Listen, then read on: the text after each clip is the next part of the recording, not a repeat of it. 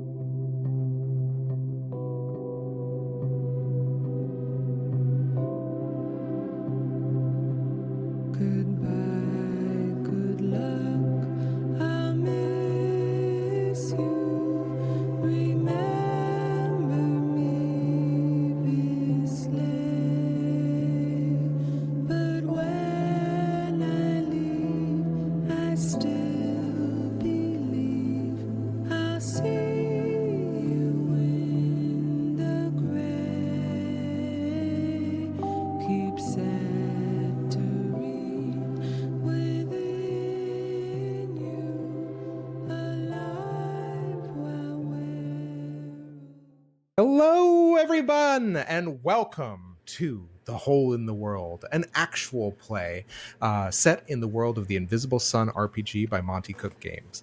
I am, as always, your host slash GM slash producer, Zach, otherwise known as Great Zamino. I use he, him pronouns, and you may notice once again that we have only another single cast member with us this week because we're doing some interesting, fun stuff leading into the final part of The Hole in the World.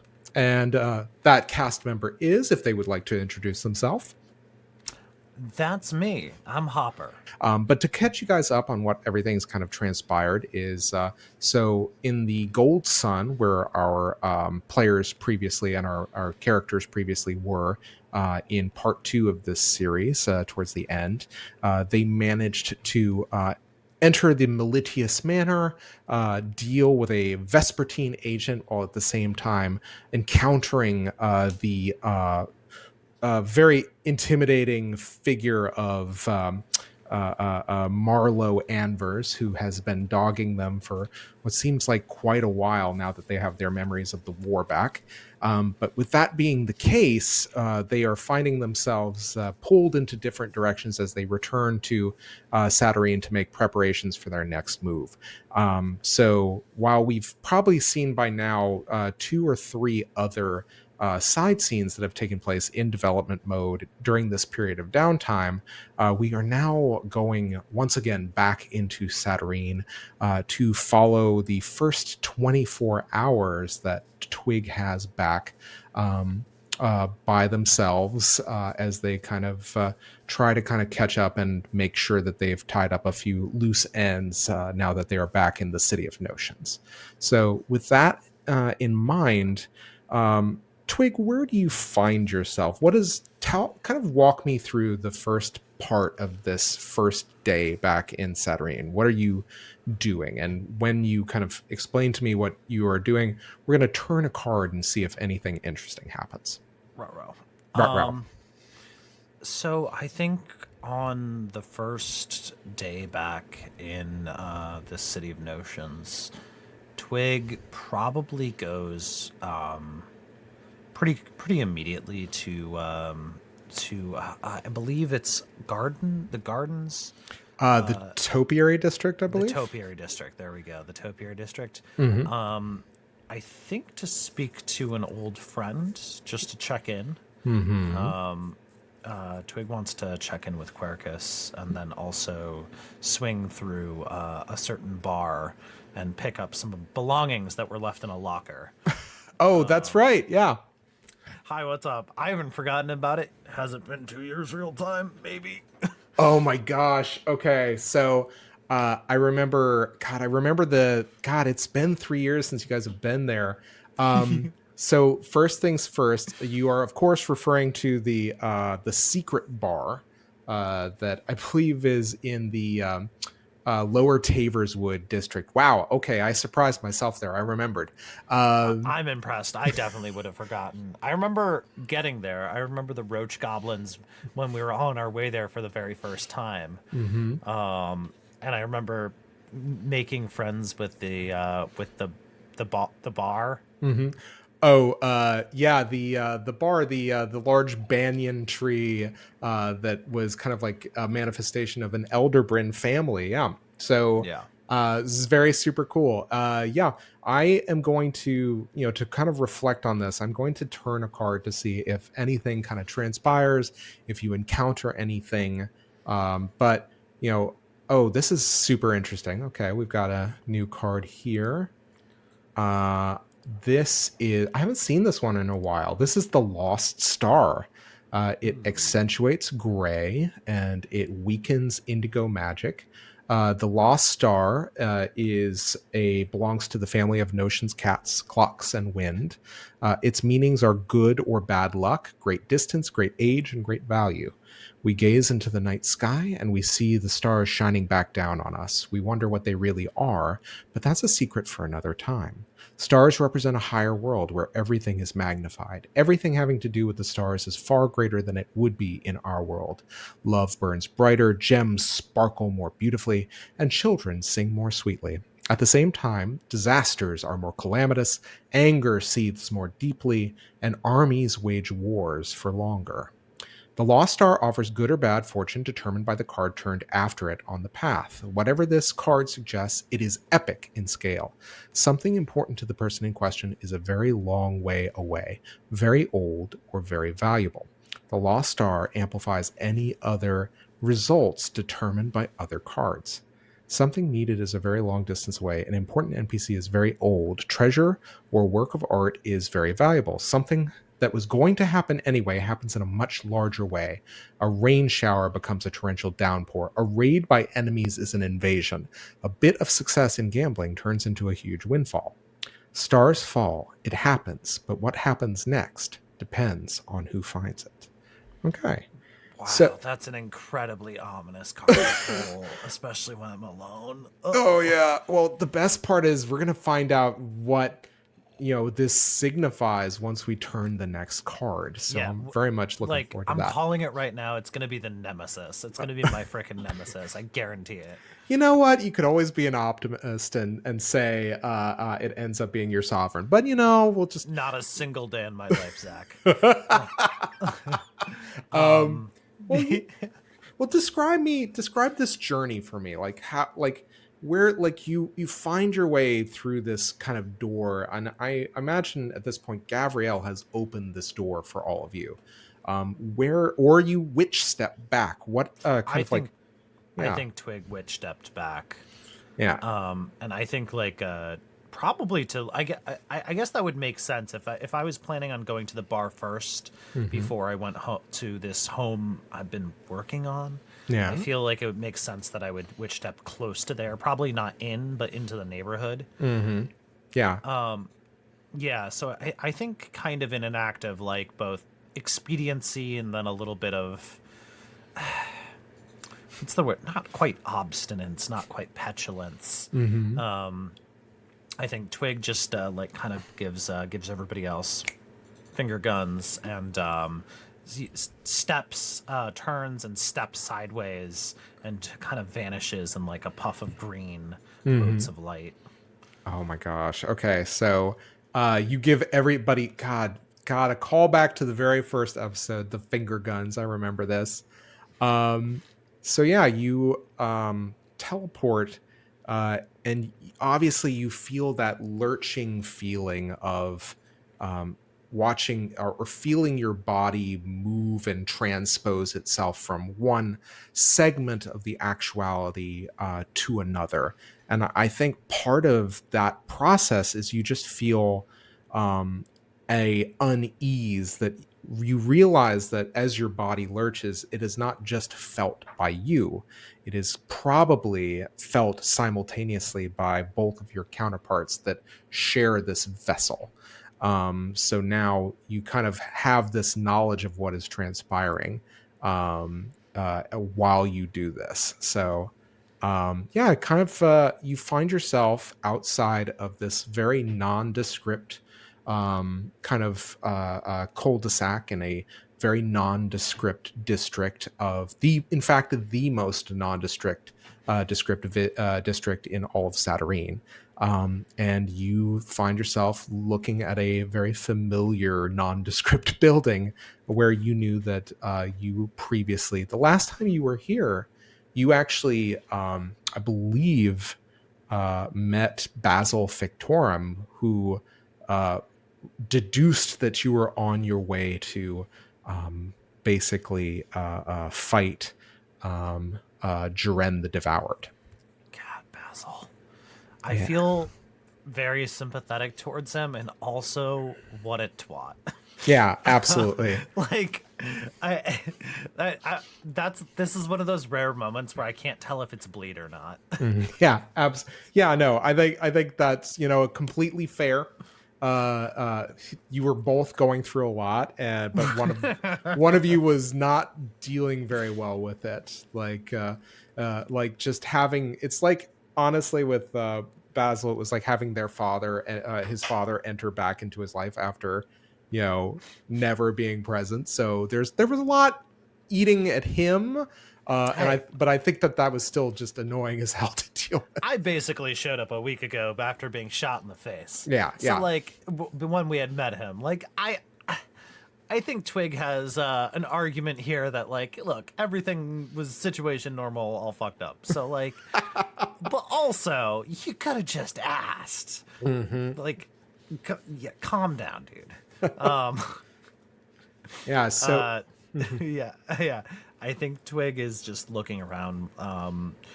We've been in a lot of different places, and somewhat ironically, this space feels the least alien now. Mm-hmm. This is the city that smells like the truth. And the sooner you think that, the sooner your kind of ease kind of is met with the reality of this place, which is the kind of MC or the owner of this bar, Shirazda, approaches you, and you immediately remember that Shirazda has the feathers and the head of a parrot. As she looks back and she says, "Oh, I don't think we've seen you here for quite some time. Here to pick up a few things." I figure a drink and yeah, maybe, and probably shouldn't leave things here too long. Well, it's a good thing.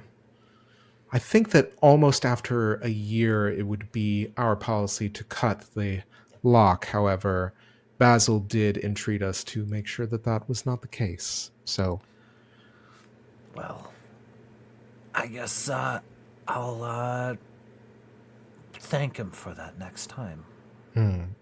And she gestures towards the bar and says, "Well, help yourself. We have a few things on offer here, and meanwhile, I will go ahead and fetch the key for your locker." And she kind of wanders off and leaves you to the mercy of the bartender, who is just very kind of aimlessly shining a glass and kind of staring off into the middle distance in thought. Yeah, I think Twig will sidle up to the bar and not really take a seat, but just lean against it.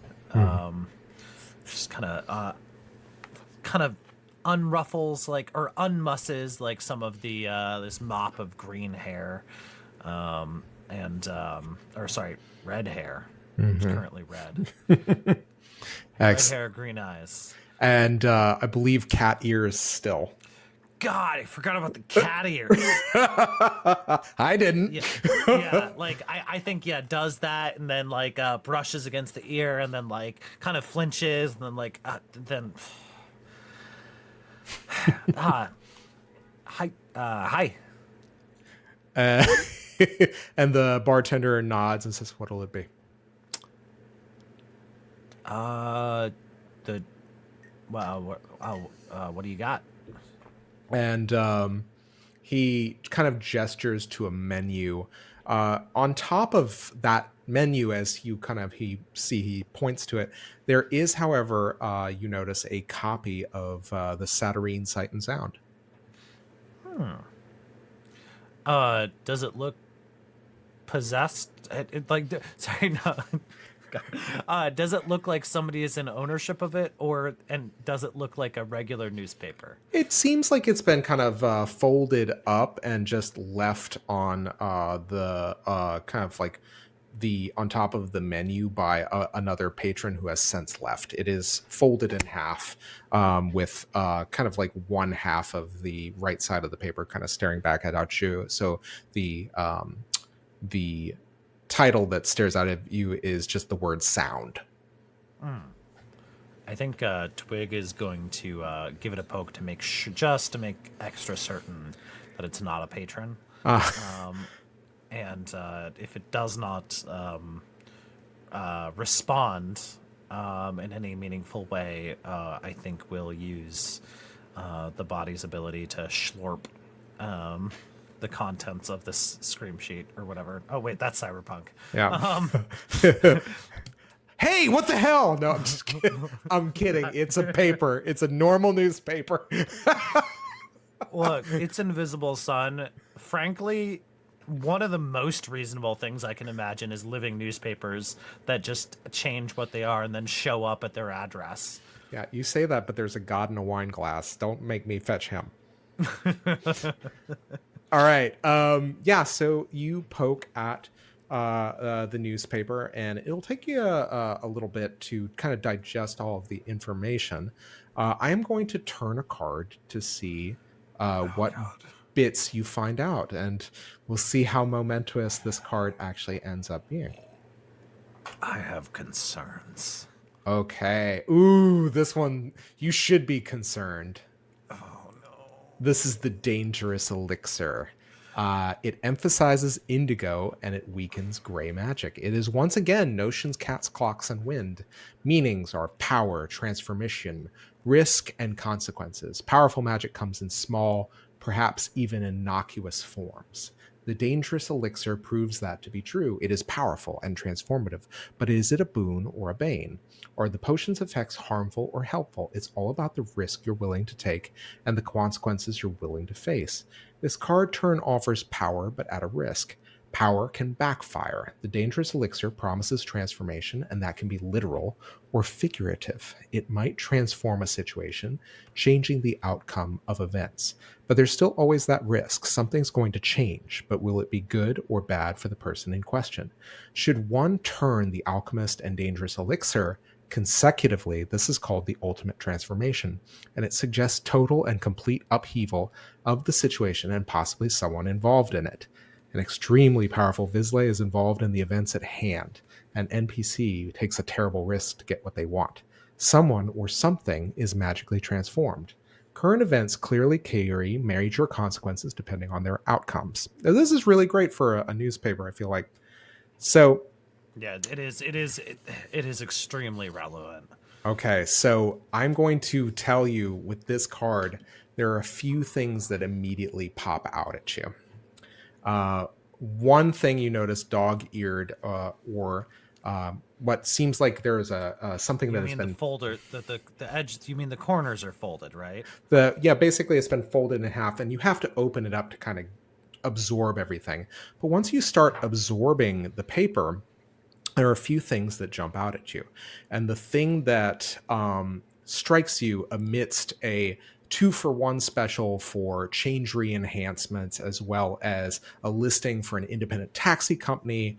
There are a couple of things that really overwhelm your senses, which is the biggest headline of this paper, which is that a strange plant life seems to have overwhelmed a part of the reclaimed ruined expanse north of the Topiary District.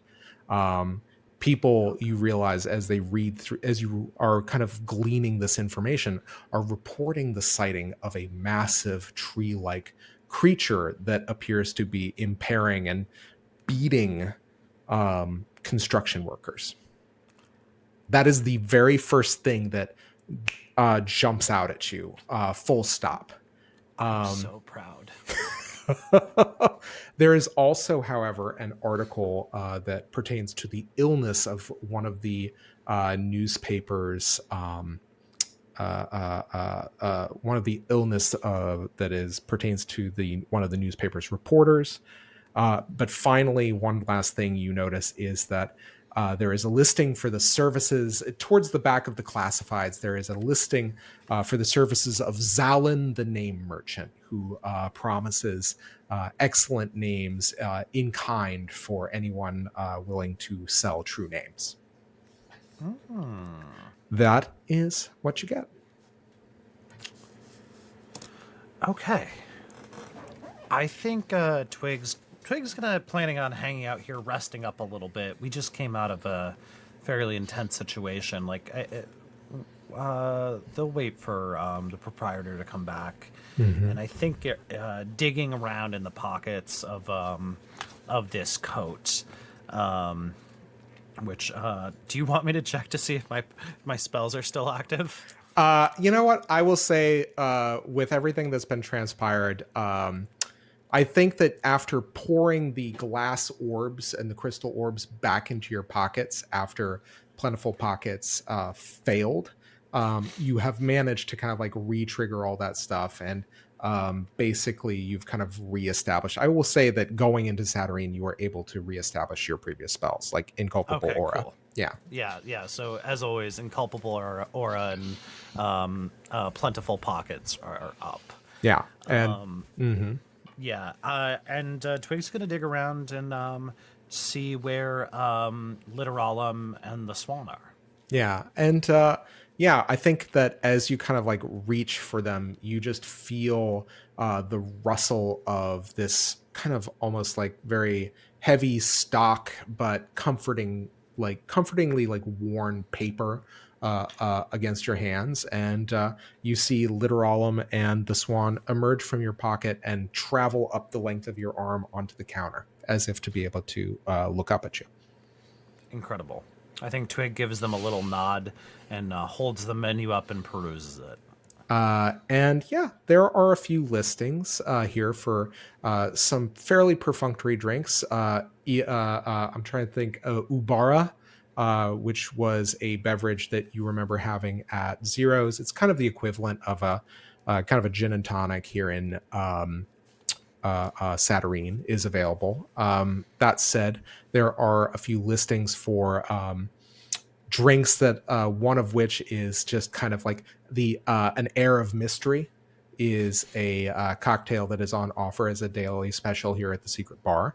There is also one that said that drink you once had that you can't quite remember or place. It's a very long title, but it's an actual drink you can have.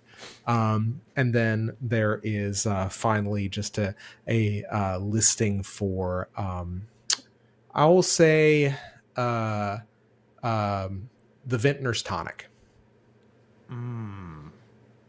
Those are kind of like the four that really jump out at you. Yeah, I definitely want the really long titled one. Yeah. And I think yeah, Twig like kind of like gives like a little nod at the bartender and just yeah, can I get one of this thing? Like, you know, the drink that and do you have like very very small glasses?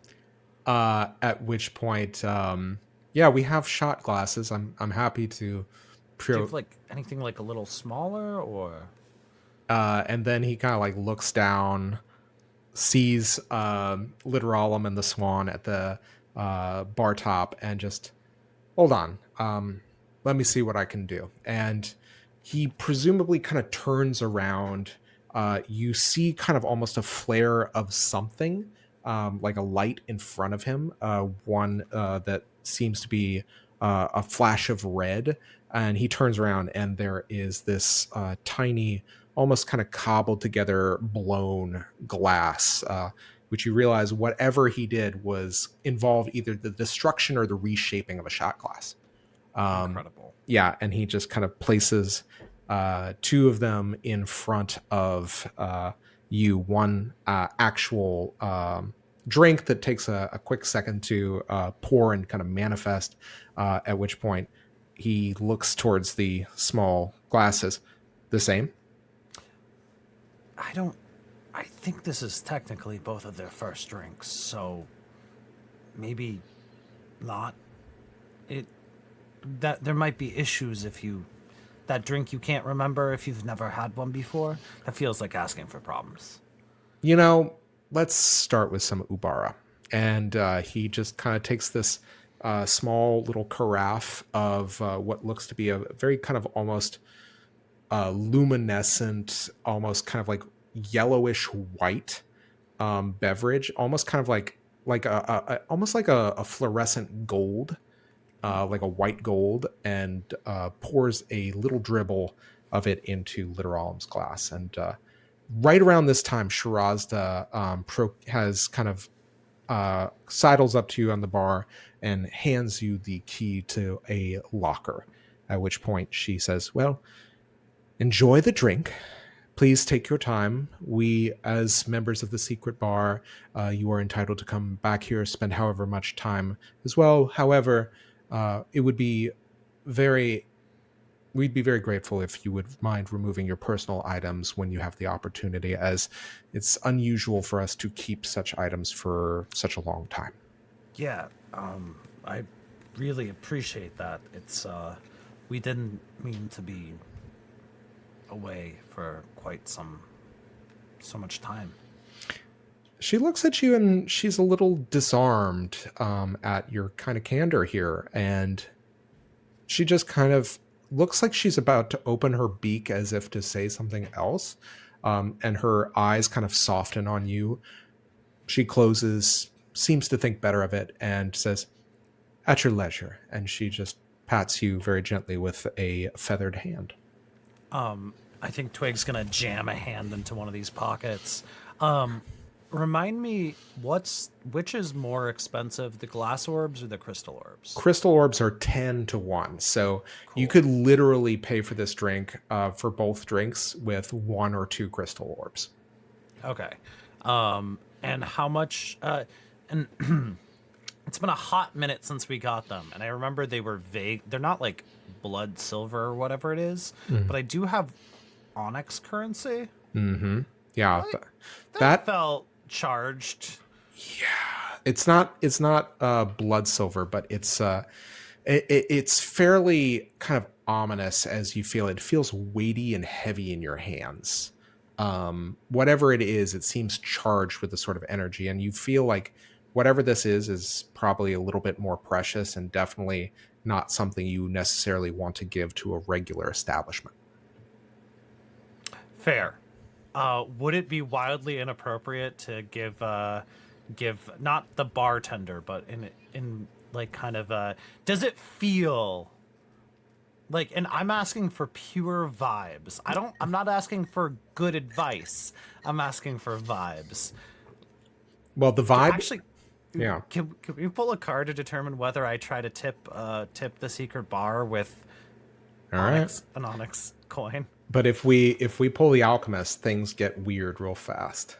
I'm so look, honestly, I'm here for it. We did not pull the alchemist, but what we did get was the imperator, which is the sovereign of vision, swans, blades, and water. Its meanings are wisdom in war, turning points, and deciding factors. Sometimes conflict is needed, and the Imperator believes that keeping a level head and using intellect and wisdom rather than rage or brute force paves the path to victory. Of course, not every crisis point lies within a literal battle. Some conflicts takes other forms, stressful situations where some are prone to make rash decisions based on emotion, but not the Imperator. Follow his example. The Imperator is the sovereign of the Visions family.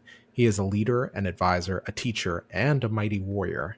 This card represents the crucial turning point, the deciding factor that brings victory or defeat, the crisis point. Generally, the interpretation is that when this card is turned, the person in question must make a very important decision upon which everything that follows now rests.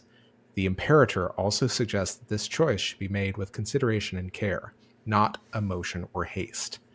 Events come to a head. Something happens to alter the course of current and future events, and it could be for the better or the worse.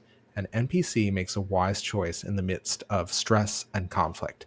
A revelation is made of a new deciding factor.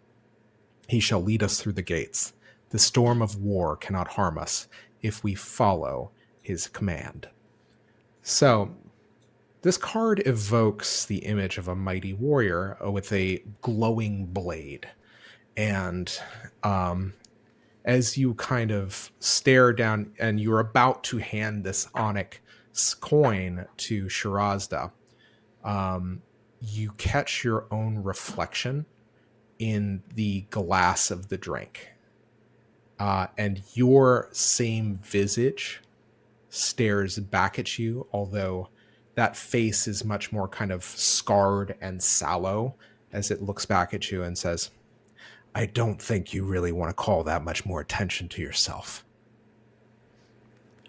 Twig, I think, blinks at the drink trying to figure out if this is part of that, and then kind of in kind of a moment of shock, drops the coin back into the pocket and just scoops out a fistful. How big are crystal orbs? I'd say they're about like yay big, like a large marble. Large marble. So I think this is probably like 5 or 6, Mm-hmm. and like kind of goes like hands all but like one of them to like holds out all but one of them. So it's probably like 5 crystal orbs. Mm-hmm. Absolutely. And I will tell you, yeah, I think that Shirazda and the bartender are both surprised by this as you intend to drop the coins into their hands or onto the bar, or not the coins, the orbs. And as you do this, they are just about to kind of like try to stop you. And you just hear the voice from the glass say, "Just tell them it's gratitude for holding on to our things." I think Twig stares down for an awkward half beat too long, and tries to decide how crazy they want to sound if they start talking to their glass in the middle of this. Mm-hmm. Oh, did you hear that? And Shirazda kind of like her feathers kind of perk up in a way that is not dissimilar from Gavriel doing the same thing with her own kind of crest. And they kind of both look at each other and say, "Hear what?" Must have been some stray magic. Oh, here, this. Thank you for holding on to my things. At which point she kind of adjusts herself. "Oh, that's why." And kind of generally takes that and, well, we already received some recompense and compensation from Basil, but we will gladly take this and put it towards perhaps a future tab. Well, I'm, like I don't want to be an inconvenience. I assure you, we do not have enough people for anyone, and enough patrons at the secret bar for anyone to be considered an inconvenience. But if one were to be, we would let them know, and you have not proven yourself as such that thus far. Well, that's really nice to hear. A lot of people, most people that I've spent a lot of time with recently seem to think I'm an inconvenience, so. She once again kind of opens her beak as if to respond to something, thinks better of it, and then just kind of does a very, ginger bow. And she and the bartender kind of once again exchange a quick look, and then begin having a conversation towards the other end of the bar. What do you do? Twig just kind of leans down and just goes, "Look, it's really important. You have to always tip your bartender. Don't be a scumbag." So, Literarum, where their face might be on this kind of paper, you just see just a big wet blotch on the paper. As you realize that they have dunked themselves into the glass a little bit, or at least kind of like upended it onto themselves, and you just see just streams of ink that you kind of like look at it, and it's almost like watching a Rorschach in motion. And there's something strange about the ink as it seems to kind of deepen and shift in hue and saturation and intensity. But I'm curious, like, you say that, who are you saying it to? This was very specifically for Literarum and the Swan. Okay. Yeah. And the swan kind of leans forward, and almost like one of those little pendulums that dips in, just like dips into the glass. I don't know what everybody else is doing with their solo scenes. I'm spending my time getting my paper children drunk. So, and I think there's, as you do that, there's almost a growl of coming from the reflection. And you realize that you think you are imagining it's coming from the reflection in the glass, but you realize that the voice is actually inside your head. I think Twig closes their eyes and takes like a swig of this drink, while simultaneously just going in their head, just going, "Leave me alone." The word leave exits your mouth right as the beverage triggers a memory of a beverage you previously had. And I pulled a card as to kind of figure out what that beverage previously was. And I pulled the mysterious rune, which manifests red. It strengthens red and it weakens blue. Its symbol is secrets, ravens, books, and flame. Its meanings are magic, mystery, and wordless communication. Words are spells, and spells are words. Runes and code words, they hide them in plain sight, store them. If you can decipher the rune, you gain its meaning and thus its power. Those who scribe a rune, or even those who hold the book or other object the rune marks, are its masters. The Secrets family holds the mystery of a rune along with all its hidden meanings. It is not an unknowable truth, but a secret that can be learned, though it's likely a difficult and dangerous one. So this is kind of a card of good fortune for Vizsla, but bad fortune by Nons. So there's a mystery afoot, which is interesting. And it says, Also, Twig's card families are secrets, ravens, and books. Yeah. And Okras's pretty tied into the red. So it is kind of interesting. This is relevant to both of them. Yeah, exactly. Something unexpected is revealed to be magical. A mystery arises. Something significant is found in a book. So I'll keep that in mind. But the thing that immediately triggers is you have 3 simultaneous memories as the drink enters your lips and travels to your palate and down your throat. Let me ask you, what is the drink that immediately comes to mind for Twig? Is there anything that previously in the life of in their life in the Gray, or maybe even the red wine from Zeros? Is there anything that immediately gets evoked by this? A drink that you don't remember having? Yeah, I think the first drink is absolutely from the Gray, and it is interestingly enough also red wine, but mixed with Coke, like the Coca-Cola. But this specific red wine was brewed in a basement in the city by a friend of Twig's, who had learned it from his dad, who had learned it from his dad, all the way back to them emigrating from Italy, and it just had such a natural taste. You could taste the stems and the vines, and it wasn't just this just super fruity, juicy wine. It had body, it had oomph. And then when you combine that with this really tannic herbal wine with this Coke, it created this explosion of flavor that just shouldn't have been so complex or so interesting. It's basement wine and dirt cheap, soda out of a glass bottle. What? Well, how could it be that good?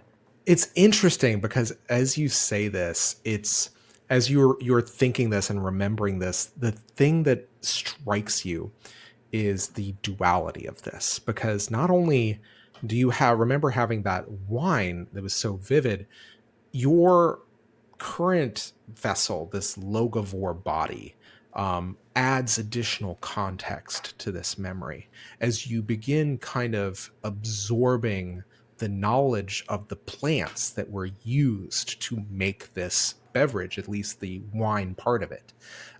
And what is interesting is you begin to feel the context of all of these different kind of plants feeding into the memory, really kind of enriching it. And at the same time, you feel this also visceral repugnance or repellence from the now kind of chemical side of this with the addition of the Coca-Cola, something that is completely the antithesis of anything that was natural, as like chemically endowed, volatile, kind of acidic mixture, this brown liquid, kind of added to this fermented beverage. And you kind of like choke a little bit as you have this feeling of this beverage containing such completely disparate natures. But at the same time, two more memories flood your mind. And one, what do you think Okras's beverage tasted like that they couldn't barely remember? Oh, do we go? Oh, I know what it is. Mm-hmm. It's literally water from a dirty puddle, on one of the many half worlds that they had visited, so many lifetimes ago. And I think there was currently, like, there's like kind of this just swath of destruction around them on all sides, and no food, no real water, just and just kind of like this taste of like this dry pasty feel in their mouth, and just kind of looking down at this just filthy puddle with, like, I think there's still a muddy boot print on one edge of it. And like some what appears to be like maybe like something had slithered through it recently. And just reaching down and cupping this water in one hand and bringing it up to their mouth, and just like the explosion of like the taste of the ash and the mud and these minerals that don't taste like anywhere else, like on these half worlds where things that have existed that will never exist again, and in anywhere else, any other place, any other time.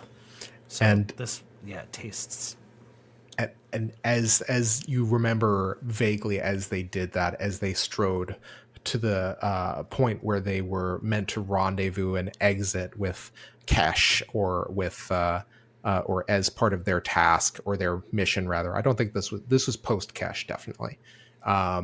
You just have that feeling, that knowledge that they don't even turn to look at the half world as it crumbles behind them and falls apart, largely because of the actions they took.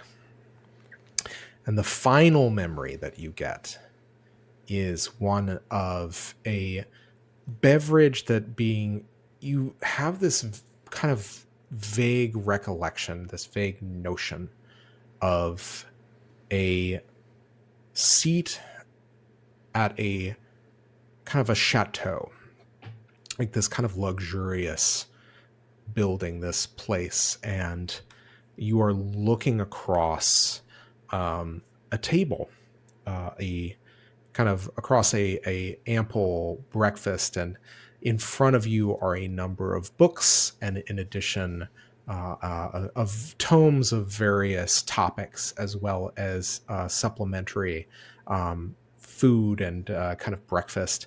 And the person you realize that you are sharing the table with is a younger, less formally dressed, shall we say, General Neharan, who shares a smile with you. But right as you move forward to grab a book from this stack, you swig a very kind of delicious, sweet beverage that presumably General Neharan has provided you, this younger Neharan. And just like that snippet, as soon as you see it, it's gone. And you then hear that voice in the glass in your head say, "I don't think you should do that. I think it empowers them."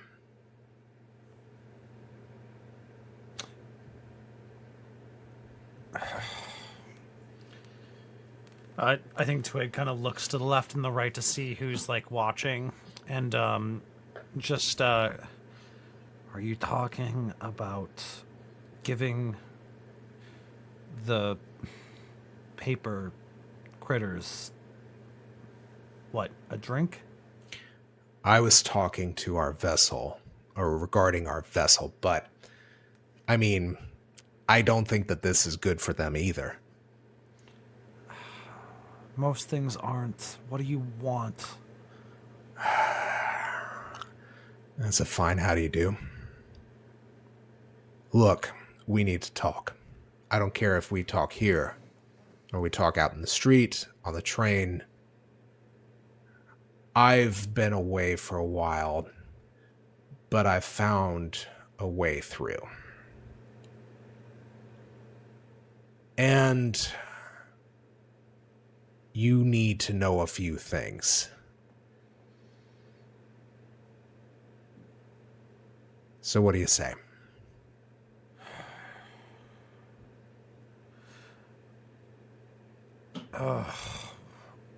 No, fuck off.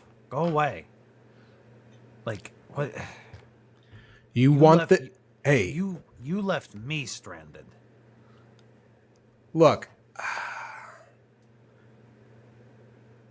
You say that, and there's just this visceral anger you feel kind of building up in this voice. We can talk about being stranded all you want, but we know who took the driver's seat at the end of the war, don't we? I mean, that's a bold assumption that I know a goddamn thing. Gods or... There are many gods, but I guess just choose one. Anyway, look, if we're to prevent what happened before, where, you know, a stray bullet or some terrible magical spell takes us out and it forces the other person to take the reins in an unfamiliar situation, don't you think we should kind of be on the same side, seeing as we're already walking wounded here? Are we on the same side? Because it really doesn't feel like it. I don't think we are, but we could be.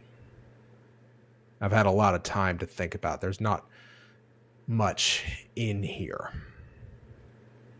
Really? Wait, do you not have, like, a big forest in your head? No. Mine is a desert, some ruins. Fits your personality. All right, well, there's some things about your personality that you should probably know before you decide to write everything off. Like that newspaper you picked up. Aren't you kind of curious how that works? You mean the... You... No. I was talking about that headline. Oh. The... Wait. Which... you're talking about the... About fix-up? Fix-up, yes. The great benefit of our situation, and I think unfortunately Kesh has realized it too, is that we kind of bleed into each other now, for better or for worse, because of someone's meddling. Look, if you're blaming me, that's actually entirely possible, because I don't remember anything. But, look, I don't know what's going on with Fix-Up. We're going to go find out. And by we, I mean me and them. And I guess you're going to tag along like an unwanted passenger who doesn't pay for gas. Yeah. Well, look, I'm just saying, like, this can go very easy, and I can be a good passenger along the way, or I can make this very hard for you. All right? Let me tell you, have you listened to the songs of one punk band, Butt Trumpet? Because I remember them all from the time you listened to it ironically. Yeah, I do. Yeah. All right. You knew it. You knew that was ironic, huh? Yeah, unfortunately, but I can make it very non-ironically annoying for you. All right? God, are you literally threatening to stand outside my brain with a jukebox? Is that what's going on here right now? Yeah, there's some things, some old tortures that really work the best, I find. And if you ever want to sleep again, you might want to come to a compromise, or at least come to the negotiation table, let's say. Look, I'm gonna go deal with Fix Up, and then maybe we talk. All right. It's a start. And you just see that kind of figure in the glass kind of back up, and you see it mirror your seated position as the reflection kind of fades back into your face.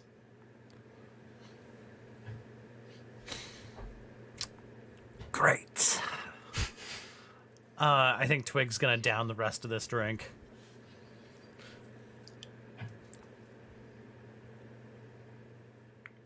Excellent. Yeah. And I think Literalum and the Swan are kind of like looking at you quizzically, to the point where Literalum has formed a little question mark in their illustrated manuscript body. What do you say? Talking to the other thing. And I think both the Swan and the and Literal look at you, look back at each other, and then both of them kind of dive bomb into your pocket. Wow, and they're a dick to everybody. Huh? Ugh. All right. It's more like they know that they erode reality around them, including small, delicate objects. Small, delicate, slightly damp objects. Yeah, I think Twig is going to will quickly order one more. I think probably one of the drinks that the little ones had, and we'll basically just slam it and leave another crystal orb to pay for the pay the tab, and kind of take this jacket, and I think just put it over the other jacket. Oh wait, what else was there? So I believe that you had Luster's stuff. Yeah, it's we mugged Luster. You mugged Luster. Well, technically, he tried to murder us, and then me, and then I don't know, slapped him around a bit, and then I stole his stuff. You opened a key in his brain, basically, or you used a wicked key. A wicked key to change his course of action. God, I forgot about that. Yeah. But yeah, so you have all the stuff that you stole from Luster. I think reflexively you kind of are checking the pockets, and you're looking. There's almost like a worry that you're going to find the bullet in there, and then you remember that you gave it to. I believe you gave it to Gabrielle, didn't you? No, I haven't given it yet. Ooh, is the bullet in there? No, it's back in the. Oh man. Yeah, I don't think I've given it yet. Have I? I don't think so. I think you've imbued the bullet, and now you have to decide. I think it's back at the garden. Okay. Yeah. Oh, that's a concern. Yeah, Mercy. Yeah. Mercy. And yeah, so there is also, as you kind of like are reaching through and you're kind of realizing the small objects you can find in pockets, you realize, oh no, I left the bullet in the garden. And there's like that extra bit of expediency that gets added on. So, or that need for expediency, I should say. Yeah. Yeah, I think heading towards the Garden District. Excellent. Yeah. So you start heading towards the Topiary District, and how are you going to get there? Because I will say you did expend a lot of sorcery using witch step. So, Oh yeah. Can I argue that I've used my oh yeah, longish rest? Like, isn't there an hour rest? I believe. yeah. If you want to, you can use an hour rest having been at this bar. So yeah, absolutely. If you want to spend your hour-long rest having been at the secret bar, that makes sense. So yeah, you can replenish your sorcery like that. I'll replenish the sorcery with that. I'm doing largely okay. Then I'm only down a sortilege and a couple perception. Mhm. Um, Do you I think remember? just Yeah, I believe you still have a permanent anguish, right? oh I do. Yeah. I don't have two. I have Yeah, one though. yeah, that's a good thing. Okay. I will. Twig's gonna walk though. Okay. I think this is a time to ponder and a time to think, just a time to reassess the city as kind of a fundamentally a different person. Yeah, absolutely. Well, yeah, tell me, what is it that you're kind of pondering? What is going through Twig's minds? This is a pretty long walk. It's definitely doable from Lower Taberswood. It's actually pretty relatively close to the Topiary District. So, and you can kind of navigate. I will say, for the sake of this scene, you can navigate through avoiding the ruined expanse, but I'm I sure. have absorbed several maps of the city. Yeah, absolutely. Yeah, and you still have that eidetic memory of everything. So, yeah, what is on your mind as you're kind of like weaving through almost instinctually? I think I'm mostly thinking about what the other one said about bleed, Hmm. About say again? about us bleeding into each other. Yeah. Well, you kind of realize that whatever's been happening that has kind of triggered this permanent anguish, these recent travails in the silver and the gold, things are you and perhaps even kind of the breakdown of your body and the installation of kind of the curative by the sterling and the silver. Like, a lot of this, you realize, is like the structure and the barriers that were erected within this vessel in order to contain all three of you. You kind of are starting to realize is perhaps breaking down.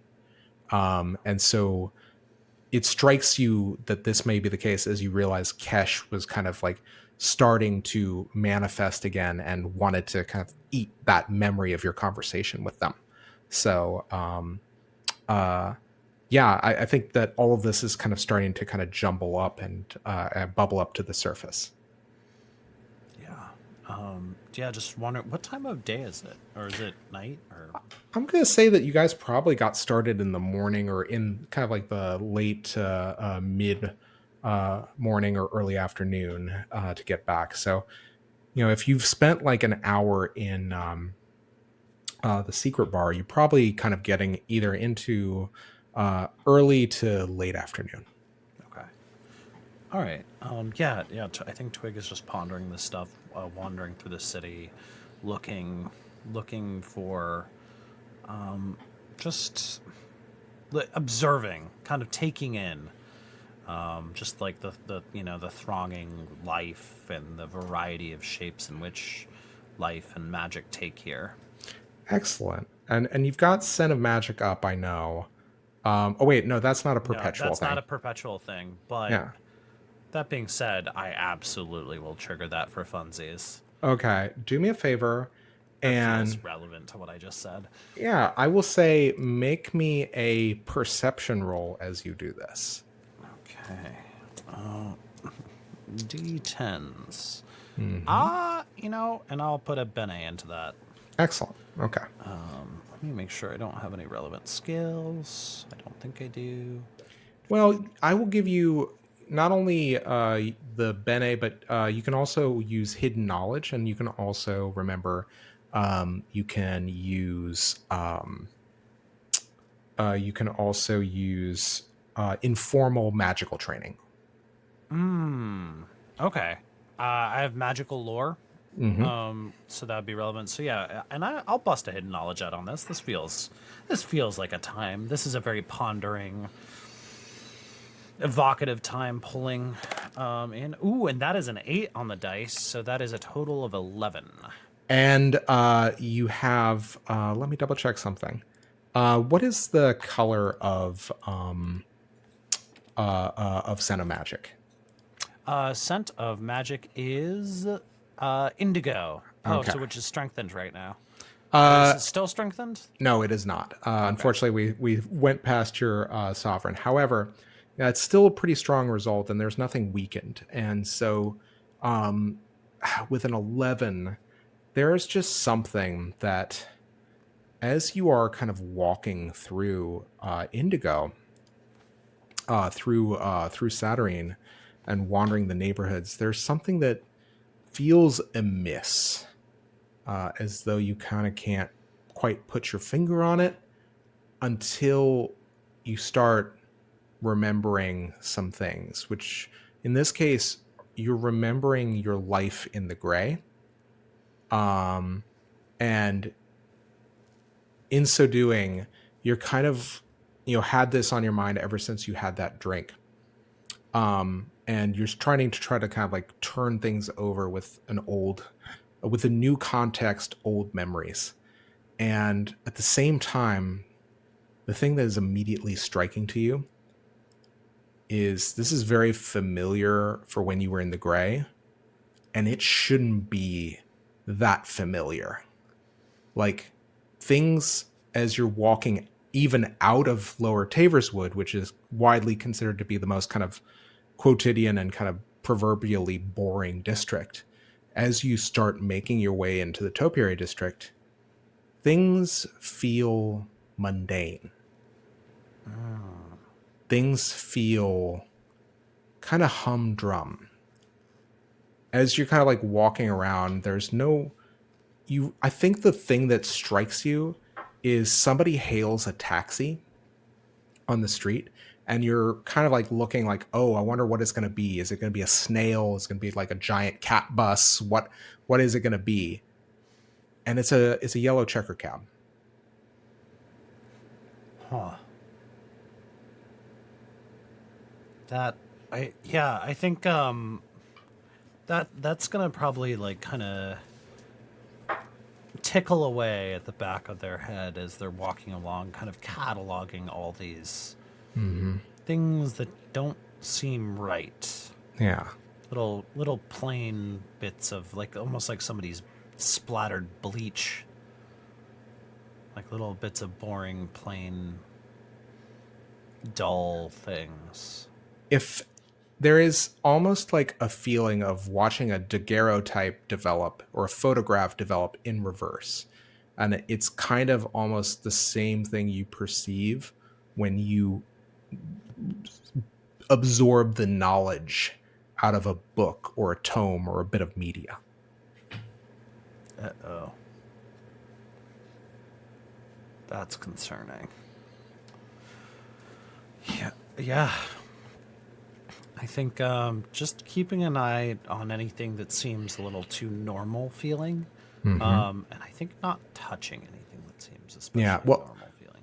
Well, the thing that's very like interesting about this too is there are still pockets of weirdness and surreality that aplenty, but they're just like, it's almost like catching a tableau, like seeing a painting in a museum that it just represents a full different frame or aspect or perspective. And you will catch this kind of mundane, quotidian perspective as you walk. Okay. Yeah, I think, but we'll keep on trudging towards through the Topiary District and out into the apparently less unclaimed wastelands adjacent. And there is something that you notice as you kind of begin nearing the garden, which is the growth of it is rapacious. It is far larger when you remembered it. in the same way that the Topiary District has these massive hedge gardens that appear to be maintained, or some of these kind of sculptures are living creatures or like very vivid scenes. Like it's that same sort of scale of your garden, but it's just an overgrown, incredibly rapacious garden. And describe this for me. What does it look like when a garden takes over, let's say, several square blocks? So I think this. I'm gonna draw on some real life stuff I've seen in my in my super secret life as an arborist. I think it's like this is like somebody left a backyard and left like these vines, like dense vines, are covering everything.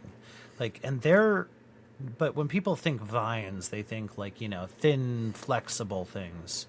But these are big, massive, the size of a human's thigh, like thick and dense and woody. And you can see where they've actually taken these already like destroyed, rubbled buildings and kind of twisted them.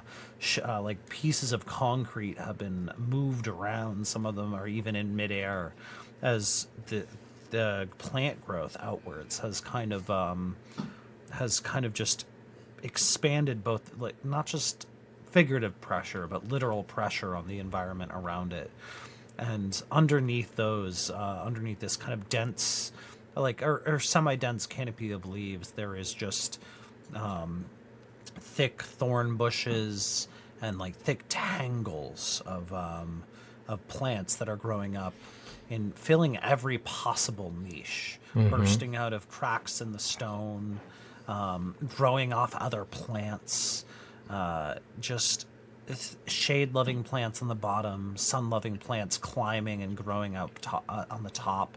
It is very much, it feels more like stepping into a thing than going under like a canopy or something like that. This is, you're entering something. And you set foot. I do need to turn a card. Oh, this is amazing. This is a really cool card that just got pulled. It's the Endless Maze. It accentuates blue, and it decreases, or kind of rather weakens red. Its meanings are journey, long spans of time, insanity, and inner turmoil. But the thing that's really interesting about this card is the Endless Maze is literally a woman with a map trying to find her way through a massive hedge maze. So you kind of get this sense of like, as within, so without. The maze that traps you, slows your journey, forces you to double back, and leads you to where you don't want to go. Might be a physical maze, or it might be your own indecision, self-criticism, or self-doubt. To get where we need to go, or what we need to do, we have to conquer the mazes we find ourselves in. To succeed, one must undertake a long journey. This is an ill-met card. At best, it indicates there is much to do, but even then, the process is long, likely because it is difficult, confusing, or maddening. The traveler will get lost. One will be caught within the worst labyrinth of all, one's own tumultuous mind. A journey or task takes much longer than expected. An NPC feels indecision or even starts to go mad. She had a map, but it would still be a long journey, fraught with peril. So, as you enter this place, you hear a yelping cry of somebody kind of like who begins to lurch towards you. This person is clearly wearing some sort of official garment, and their face has been torn and kind of like pierced by what look to be scratches from brambles and rampant rampant kind of like scratches and kind of like tumbles, and it just kind of like leaves are in their hair as this figure just kind of grips you and says, "Help, please! Oh, thank God, someone's here!" And just kind of like almost like grabs desperately onto the lapels of your coat. What do you do? Um, the lapels of the coat I'm wearing on top of my other coat. Yeah, just like, huh? I'm just picturing somebody trying to grab the coat from behind, and then it comes off, and it's just like, ha! Secret second coat. No, I think Twig just kind of goes like, "Oh, what are you doing?" It's coming. It's been chasing me. You have to help. I'm just a surveyor. And you just hear you hear a kind of a booming step, and you just hear a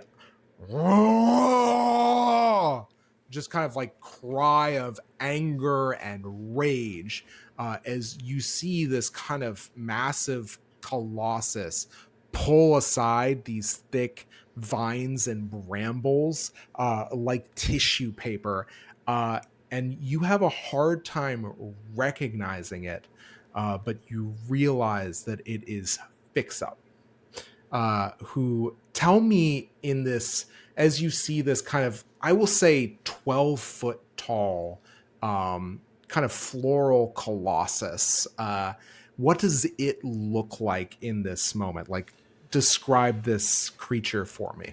I'm picturing just kind of how it's been how long? It's been almost a year. So I'm picturing honestly, I think probably more than 12 feet. If we're Yeah. being, if I might, I think this is like closer to like 20. Yeah. This creature, so Fix Up, their bark is this shaggy red, I think shot through with like silver highlights, and just thick twisting legs that kind of rise up from the ground, kind of shaggy with like additional like bits, little aerial roots coming down, and rising up into this almost not not triangular, but like a very vase like, if you can kind of imagine what I mean, like it's starting quite narrow and getting wider and wider, up until the point where these almost like twisted gnarled shoulders connect to these long, like almost as long as they are tall arms, that end in jagged, thick fingers, and I'm feeling. I feel like there is probably, like I think we see more of this silvery bark giving way, and you see a cascade of needles, but not pine needles or spruce needles, but the scaly, kind of fractal, flat needles of juniper and cedar trees, And that scent just kind of explodes outwards as well. yeah, it's overwhelming. I think that you just kind of also notice just like this person almost like is dripping snot onto your jacket, and kind of like their face seems almost inflamed, as if they're kind of overwhelmed by the intake of the pollen, or the intake of kind of like the vegetation of this area, and you just hear Fix Up howl at this person. Cutter, smash her! I'll smash you! And begins moving forward as if to pluck this figure off of you. What do you do? I think Twig is gonna just kind of go, "Hey, buddy, So what you doing?" so in this moment, I think that grasping hand leaning forward just kind of stops, looks at you, and whatever kind of like, passes as a brow for Fix Up kind of narrows, as it like as Fix Up looks at you and Twigg? And it says with a question mark. Uh, Interrogatively, I should say. yeah. Yeah. I think, yeah, look up and, yeah. Sorry it took me so long to get home. It was, traffic was real bad.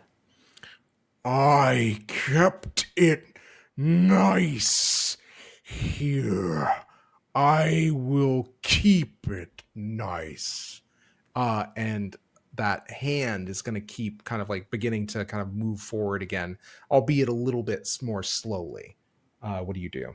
And as the hand kind of moves forward, that figure kind of almost that person gets behind you and kind of tries to push you forward, as if to please, please, please, please, please. It knows you. It's talking to you. Please help me. So who are you exactly? I'm the surveyor. They started to offer triple pay for people to come in to try to ascertain how much it would cost to start over, just to rebuild. Nobody's been able to do it. I thought it was just a story they made up. So, like, who do you work for?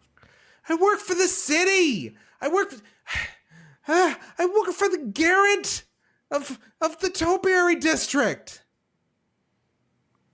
You didn't think that the giant creature telling you that you weren't wanted here was indication that maybe somebody lived here? It was I thought it was a legend. It just sounded so implausible. God, implausible. This is the most implausible thing you can think of? When you say it like that, but they were offering triple rates.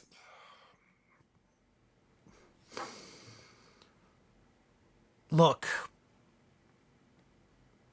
go back. Tell them the next person that shows up doesn't get any protection at all. In Look, fact, they want to firebomb this place, okay? I'll do what I can, but I don't know what they're going to do next. If you can get this thing out of here, I don't know. You want me to evict it? I don't think that I think that their parasite are going to get involved and things are going to get out of hand. If you want to firebomb my house, I would warn you, the consequences will be dire. As better spoken people than I might say, what I would tell you is that if I see a single motherfucker step foot in here again, I will kick your ass so thoroughly they will tell legends about it millennia from now. Get off my lawn. At which point the guy just puts his hands up and just starts kind of backing away, keeping an eye on both of you. Trips over a vine almost, falls onto his butt, and then turns and then scrambles off. Well played. That was really well played. Oh God, you fucking back. Can I deal with this before you start chattering in my ear? Oh, I'm just warming up. Go ahead. Hey, buddy. You got pretty big, huh? You having some big feelings? Uh-huh. And he just kind of leans down and kind of almost kind of squats and you feel this kind of those gigantic kind of thin for kind of like relative to the rest of his of Fix Up's body. They bend and form like a joint, and normally you'd expect some sort of massive crack or something, but you see the joints almost form supplely as Fix Up sits and kind of looks down into your face. Um, Uh-huh. Well, I don't like cutters and smashers. that's pretty reasonable. It's I'm sorry, I should have said Arlon. Uh-huh. and I don't think it even registers to Fix Up that that should be upsetting. You kind of like talking to a very oversized, very Shrub. over eager child. Yeah. All right. Well, why don't we? I don't think he's gonna come back right now. So why don't we go back to the center? That sound good? Uh-huh. And Fix Up kind of rises to the full height of that massive structure. By the way, what are Fix Up's pronouns again? I don't remember. I don't think we ever. I think I used a lot of it. Yeah. Because I was like, I'm not. Gender's a construct, Mm-hmm. and I think that would be a question for Fix Up. Okay, I think Fix Up kind of thinks of itself as an it for now. I think maybe when it matures, it might have different feelings about that, but it just kind of stands up to its full height and just kind of strides through the area back towards the center where you planted that silver tree. Yeah, I think Twig follows along. So here's a question: does the garden recognize me? I will say this, like, it.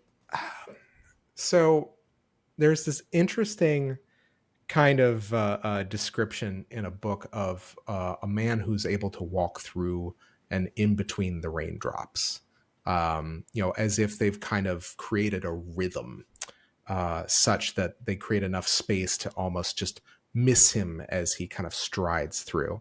And it's almost like that, which is like, however imperceptibly or however subtly, the growth and the plants are making the path that you have to follow through easier. You do not trip, you do not fall, you don't hit your head on a low hanging branch. It seems as if everything moves slowly and imperceptibly, and yet quickly enough that you are just able to make your way without issue through this garden, as if it is it's kind of reacting to you being here. Yeah. Excellent. Well, yeah, I think Twig kind of moves fairly quickly before Chatterbox starts up again, and just kind of fall. I'm assuming I have to move at a decent clip just to even if Fix Up's walking slow, its pace has got to be Long big strides. strides. Yeah. And it gets to kind of like that central atrium area, just kind of like flanked by the ruins of the expanse that preceded this verdant growth. And it just, you hear a kind of like a shaking thud as it just sits on the ground and looks expectantly at you. I think before I turn my full focus to Fix Up, what's the deal with the tree? The tree is much larger than it used to be. I want you, because you planted this tree and it was a sapling the last time you saw it. And it is kind of that silver bark and silver kind of leaves and growth. But I want you to flesh this out for me, because and I'll actually turn a card to kind of inform this as well. Ooh, this is another fun one. Oh, The tyrannical clock, which is invisible. Notions, cats, clocks, and wind. Its meanings are oppression, time, countdown, schedule, and repetition. We live and die quite literally by time. It rules our actions, for we have no actions without it. We struggle to accomplish what we must by a certain time, or we face grim consequences. We eat, sleep, and even breathe, measured by the movements of the clock. It is our master. It is our enemy. The pressures of time affect one's goals. Not only must one succeed, it must be done by a certain cutoff time. The tyrannical clock suggests some extraneous oppressive force that compels us with threat of death, of pain, or even death. The compulsion is to keep moving and to do so on a schedule.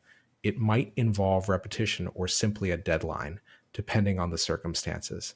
This card turn isn't automatically negative, one can still succeed, but the requirements become harsher and the challenge is greater. Something good or ill approaches, and everyone knows it. A repetitious action figures prominently into important events. It is or soon will be a holiday or a day of celebration. A young person with great potential comes of age, or a prominent elderly person dies. By the ticking of the clock, by the breaking of your bones, by the shrieking of the flock, the tyrant revels in the moans. This tree is massive, and there is one feature that I will add, and you may flesh out the rest of this for me, which there is a hollow inside of this silver tree, large enough for a person to fit in, and yet the darkness of it is foreboding. It seems deeper and darker and more oppressive inside that tree. If one was to step into the hollow, you wonder if they would just disappear from view or maybe even disappear from the world. It's that oppressively dark. Okay. That's upsetting and concerning. What does the rest of the tree look like? So if this thing is massive, I'm assuming you asked a dangerous question of me, Zach. I'm not gonna make everybody turn off this episode right now by going into as much detail as I want to. So I think the base of the tree, the root flare, are quite large, like unnaturally large. Like there's no way a tree in the gray could grow this large in like 50 years. It is, I think it is easily like 80 or 90 feet tall. The root flare is like wide and spread out with thick, gnarled buttress roots that are kind of like almost feel like fingers. And this like kind of this silvery, polished, metallic bark is shines, but you can see where it's like kind of crinkled and warped and crumpled as the tree has spread so fast. And it rises up. This trunk is like nearly 6 feet in diameter, and it rises up to about 30 feet off the ground, and then splits off into about 5 or 6 massive leaders, going out further and further. For the tree nerds watching, it has an opposite leaf arrangement, and the leaves of this tree. So it covers basically the whole garden at this point, the original garden. That original crater that I found, it shades all of that. And the leaves are this jagged, long, thin, tenderly leaves with 5 lobes on each. And they are a bright, bright blood red. Ooh, love that. I was going to say, I mean, some of these leaves, they look sharp enough to cut. And yeah, I think this is the image that kind of besets you. But I will say that, there's just something about that hollow that is very inviting to you. Do I have to resist something? I'm not going to make you roll to resist anything, but there's just something about it feels natural to walk into it. It feels like you have a clear image in your mind of being able to walk through that.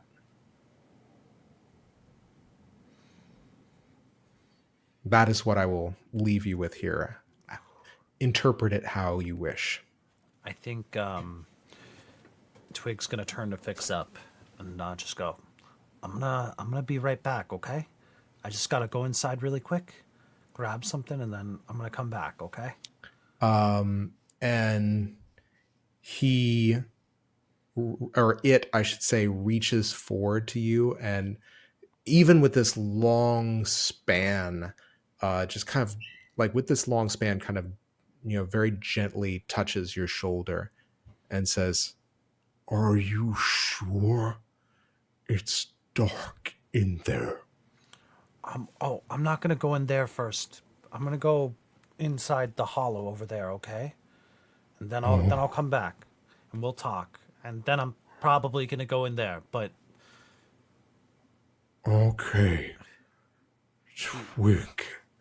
and it just kind of retracts its hand very gently, and kind of settles into a seated position and closes its eyes and rests. You realize that whatever amount of locomotion and terrible violence it was about to inflict, it consumes a lot of energy doing that, and it seems as though it's kind of pausing to rest.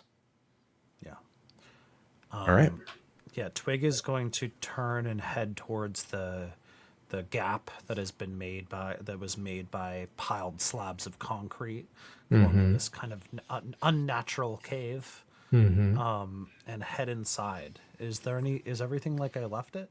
Oh yeah, I will say that of the places that are maintained by Fix Up, this is probably the most like very meticulously and very kind of thoroughly maintained. Like you kind of wonder how it could possibly have done so good of a job with its extremities being as large and as long as they are. But everything is practically immaculate. There are some kind of like breaks and cracks from the foundation from the rapacious plant growth, but they seem to have been very kind of diligently pruned away or pulled. That's very cool. I think Twig just kind of notes this and pushes through into the space. So I think the only important things I left here, besides a stack of books, which may or may not be still readable, there's a pretty decent sized stack of books, an old crappy mattress, a shelf with a few random knickknacks, and several memory balls that I'd had people throw up. But the most important thing is Mercy is behind, kind of stuffed in a crack by the bed. Is the bullet still there? Bullet is still there. I was not sure whether that would be true. I could pull a card if you want it to be up to chance. No, I'm good. I'm kidding. It's still there. It's still very much there. All good. No need to pull a card. Yeah, I think Twig is going to just very casually root around, and kind of pull it out, look at it, and like just pulls out like the little box that Mercy's in, kind of looks at it and just goes, huh, and just tucks it into one of the plentiful pockets, and then keeps digging around in there for a little bit, just trying to feeling around, goes, like disgruntled, and then walks over and kind of flips over the mattress and searches under the mattress, and then goes over to the knickknacks and kind of like searches through that. Like I think upends a couple cups, like kind of it just looks around on the floor and just goes, fuck, not here. What is it that's missing? Nothing's missing. Just in case somebody's watching, I want them to think that wasn't a big fucking deal. Okay. All right. Okay. This is a performance for somebody that's in my body. Oh, my friend. I'm gonna pull a card for this one. This one does feel like a pull card. That's valid. That's valid. Ooh. Oh, this doesn't look good for you. I'm sorry. the enveloping darkness. Its color is invisible. Restriction, loss, and endings. Mysteries, rats, mirrors, and stone. Dark isn't an absence of light. Light is an absence of darkness. Darkness is the default. It moves to fill any place the light abandons. The dark was the totality of the actuality before the suns existed. And according to many, the dark will be the totality again once the suns are gone. The darkness is the end. It takes things. It takes us. It grabs, constricts, and overwhelms everything not warded by the light. So I will tell you this. You pull that bullet represents an ending. It's a very tangible, powerful ending in your hand as you grip it. And there's no way you can hide an ending from the herald of endings. Yep. All right. Now you know that they know. Yeah.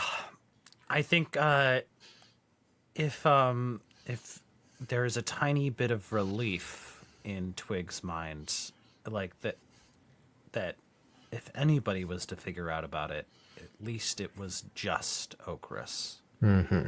And hopefully not Kesh. Yeah, hopefully not Kesh. I love it. Oh, Yeah, Okras definitely knows. Oh God. Well, that's going to be an awkward conversation, but and I think Twig will turn around and head back out, and just kind of approach Fix Up. Fix Up is waiting. Whatever kind of the brow or the face seems to be almost kind of like placid and kind of smooth as its features have disappeared into that those mixed layers of bark. What do you do? I think Twig will walk up and just kind of put a hand on Fix Up's shoulder.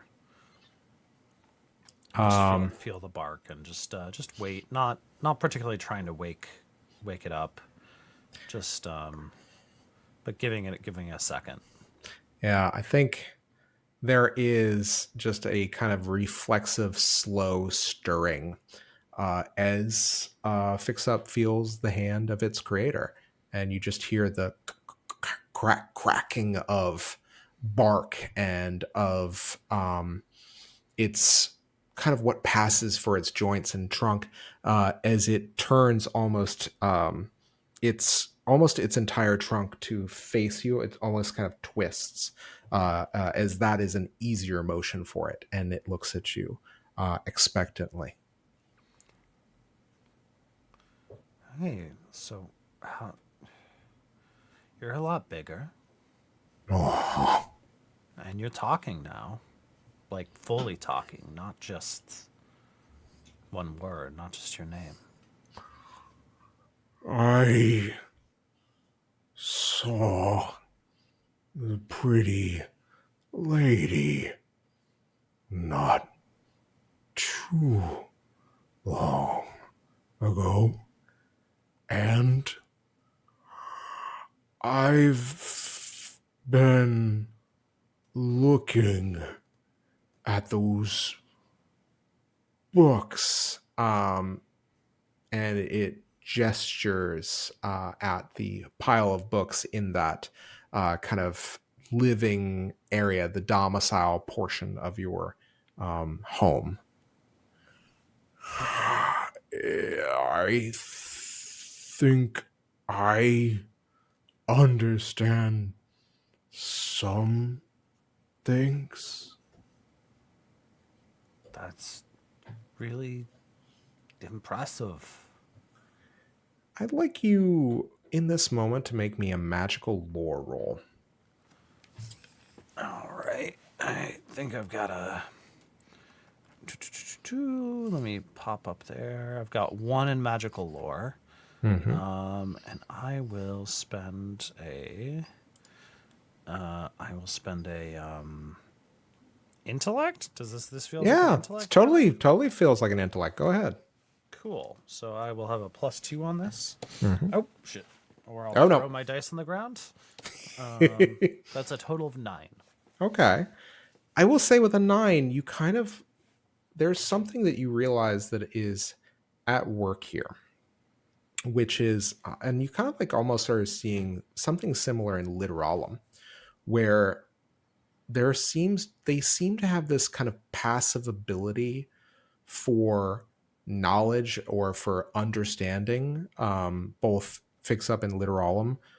They seem to have a passive or innate ability for knowledge to osmose into them.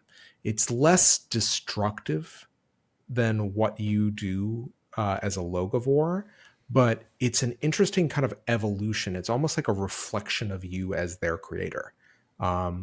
They seem to be kind of drawing knowledge out and developing as part of their growth, as it were. Huh. I think Twig just kind of looks down at their jacket and reaches down and like fishes around for the paper gremlins.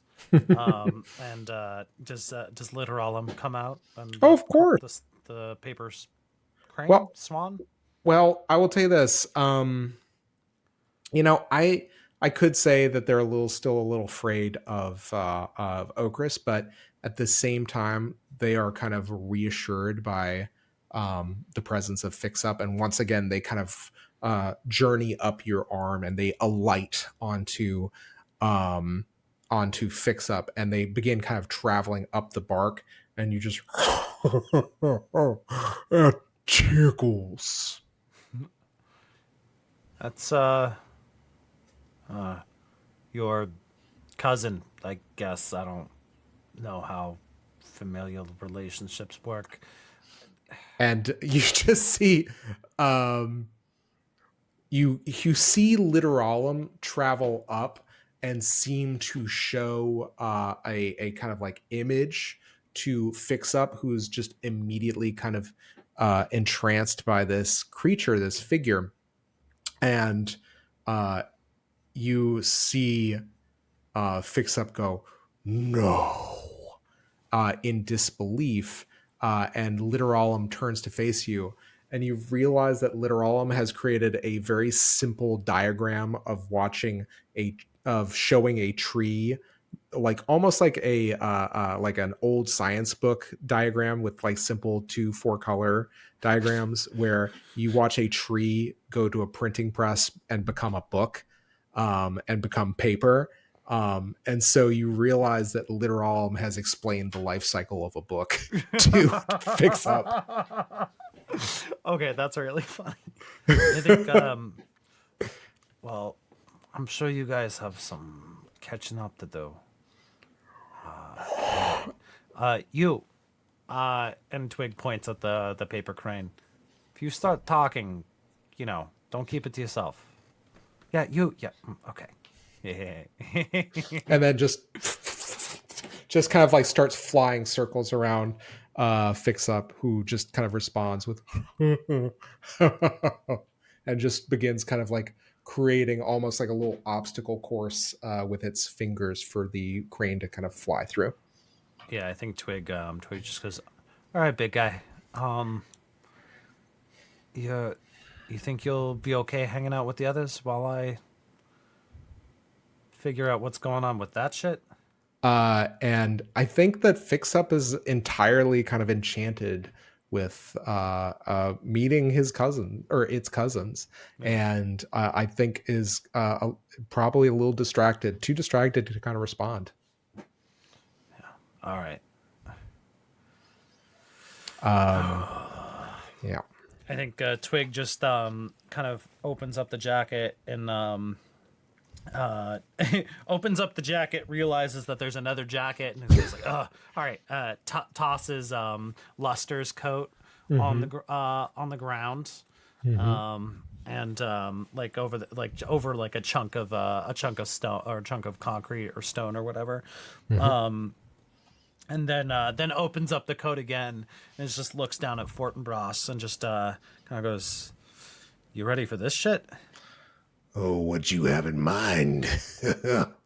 We're gonna walk into this scary dark space in that tree that wasn't there a year ago. Ooh, it sounds like my kind of dance, man. Yeah, well, let's rock and roll. All right.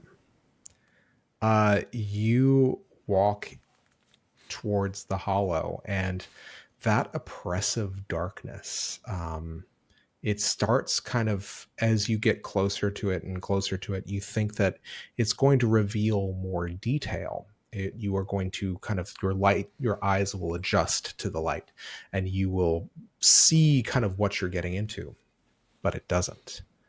And do you, in spite of this, decide to kind of walk through the hollow? I think I'd like to use Scent of Magic again. Okay. So I'll spend another 2 sorcery points. Mm-hmm. And yeah, so for a moment I gain the ability to sense magic by its unmistakable and unique odor. Not only can I sense the presence of active magic near me, but if I use an action to examine a specific magical, a specific Specifical? magical, yeah, you know, a specifical, It's a specific magical effect or item, I can also identify it. The color is indigo and the facet is metamagic. You are in luck. It is a specifical. No, so when you used your scent of magic before as you were walking the streets, you were getting these distinct pockets of gray odor, stronger than you had sensed it before. And basically, this kind of like almost a bland non-odor or non-smell attached to it. But what you get from the scent of magic here is unmistakably powerfully green, just overridingly so, and the pungence of it is saturated. It's almost like smelling rot, both kind of like the rot of flesh as well as the rot of vegetation, vegetables, fruits, all kind of like assailing your nostrils at all at once. And that is kind of what you get off of this use of your magic. I will also turn a card. I was gonna say we're getting danger close to that. To the testament, yeah. Yeah. And I will say this, you got very lucky that you didn't pull this immediately after the dangerous elixir, because I pulled the alchemist. Oh god. The alchemist is the adept of secrets, ravens, books, and flame. Its meanings are complexity, transformation, and knowledge. The alchemist seeks transformation, usually in the sense of advancement or enlightenment. She hopes to better herself through understanding. As a adept of the secrets family, the alchemist is, of course, complicated. Her knowledge is deep and vast. Magical processes surround her. Chemicals and substances and the flame that catalyzes them all dance upon her fingertips. But her true raw materials are her own essence and her own soul. Makers often see this card as a good omen. The alchemist's complexity suggests there is far more to a situation than previously understood. Just as often, however, she indicates drastic and sudden change, a new opportunity, a new person involved, or a new facet to a problem. Should one turn the alchemist and dangerous elixir consecutively, this is called the ultimate transformation, and it suggests a total and complete upheaval of the situation and possibly someone involved in it. The fumes of the alchemist's work offer both bane and boon. So, Also, it's an adept, so we play another card. Yep, and that goes on the testament, my friend. Let's find out. Well, good thing I can ignore the testament. Yeah. Because The hidden moon. It accentuates gray. It weakens indigo. Secrets, ravens, books, and flame. Meanings are new beginnings, insight, intuition, foresight, looking ahead, and potential danger. The moon has as much influence over our lives. It's talking about the sun. It just does it more subtly and quietly. The moon is stealthy. It comes at night. It hides amid the treetops and the behind tall buildings. Its light is soft and dim. Ooh, this is great. Okay, Also, the moon, for the record, I am Secrets Ravens and books and flame. books. Yeah. Yeah, you've had a bunch of consecutive pulls. This is a very good and interesting card because it talks about kind of like the hidden depths.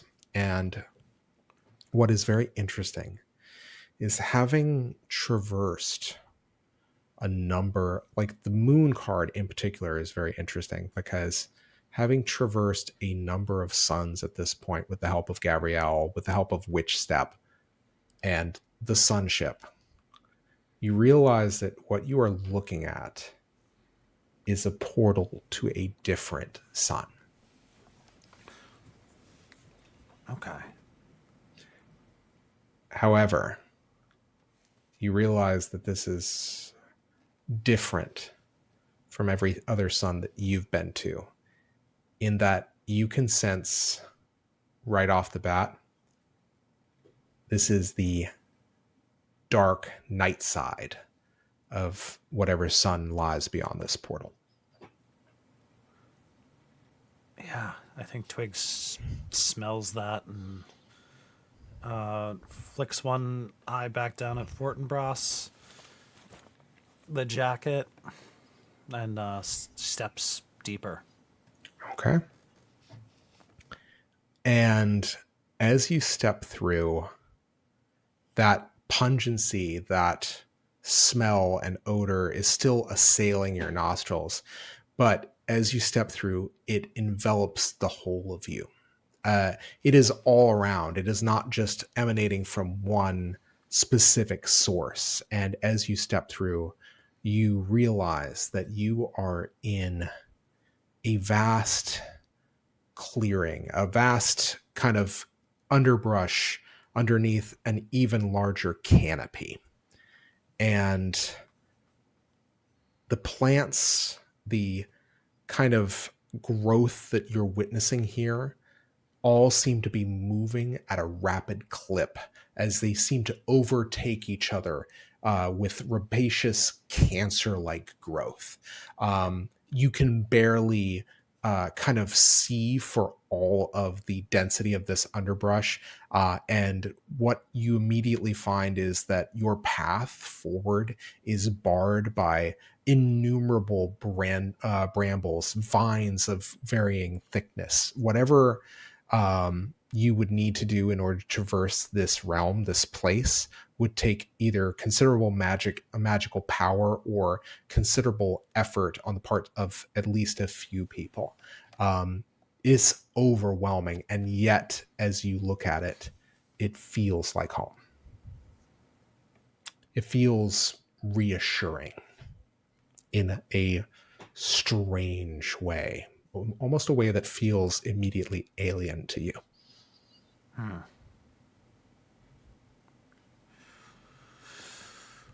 I think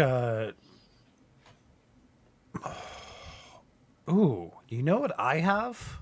What's that? Do you know what at least I think I have? Mm-hmm. Because nobody else took it. Mm-hmm. I have the multifaceted compass. Ooh, that is very cool. Okay. All right. Do I still have it? Yes, you do. Okay. I think Twig kind of reaches into a pocket and flips open this large, ornate compass and flicks an eye down at it. It begins kind of moving wildly, and it begins pointing a direction, slightly what you would think would typically on a normal compass look to be about northeast. However, with the addition of the Stan and Rem directions, there is kind of like almost a additional set of dimensions attached to this. And what do you do with this knowledge as it points due northeast in your perspective, and it seems to be directing you straight through a massive hedge of brambles? I think Twig just starts walking towards the hedge, and as they get closer, just kind of, I don't know, sizes them up. Mm-hmm. Just says, I don't know, fairly, move.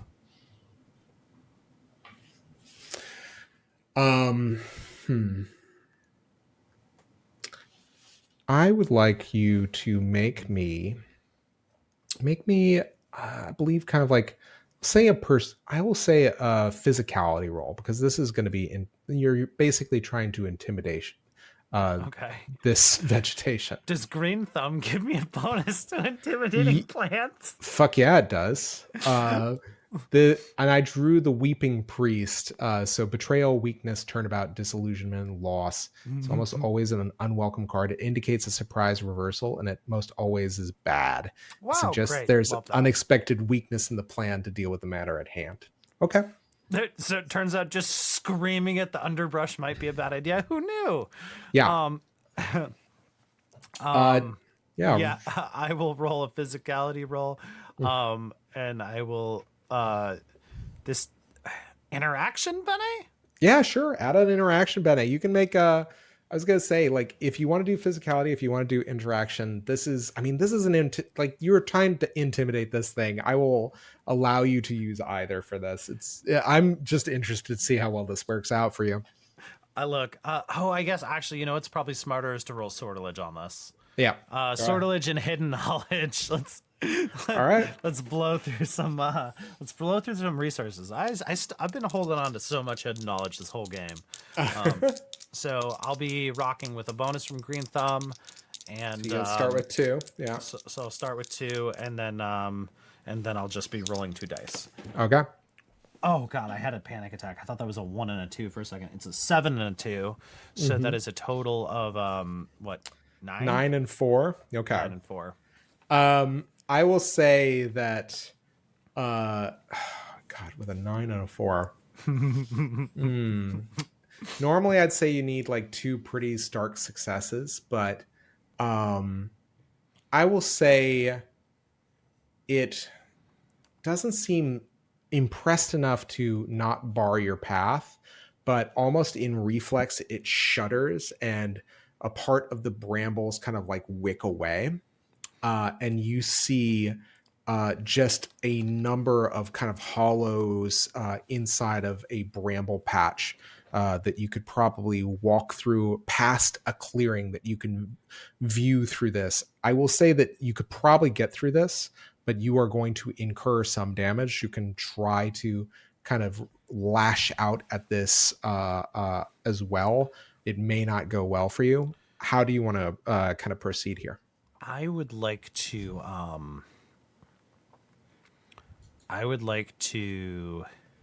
Ooh. Mm-hmm. That's an interesting concept. I think what I'm actually going to do is I am going to do 2 things if possible. I think I would like to activate We Start at the Beginning, which is I know that while our ends are inevitable, the strength of a beginning is often overlooked. As an action, I manifest magical armor that empowers me and my allies around me. In this case, my gun. Well, my is a strong word. Twig doesn't do possessions very well. I gain +1 armor, and allies within near range of me heal 1 damage per round. For every 2 sorcery I spend to increase the level of this ability, the armor, damage healed, and range of depletion increase by 1, up to a maximum of 4.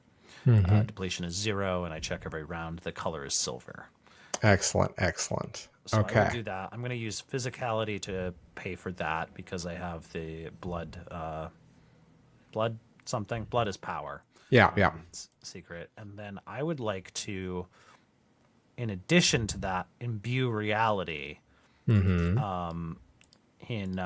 Which is level 3 +1 dice. As an action, I empower the reality of an object or terrain near me, giving it the ability to impede and attack my enemies.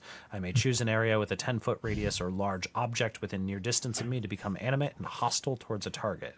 I can make terrain more terrain, or I can make terrain more difficult to traverse, or I can turn inanimate objects and terrain into projectiles to pelt my foe. Either way, the target suffers damage equal to this ability and two less every round after that. The depletion is 0 through 2, and the color is green. Specifically, I am currently rocking the Paths of Creation as green right now. So that is also wait, does this affect spells? Oh yeah. So basically all my stuff heals. I'm gonna, and I think specifically I didn't specify this, but I'm gonna say that we're gonna do the heals 2 additional damage. So that theoretically, if I take damage, I will heal from it almost immediately. Okay. I will say that as you kind of like armor yourself, these brambles start lashing out at you and Fortinbras. But as you kind of begin moving forward, you are almost inexorably kind of just walking through armored through this hedge.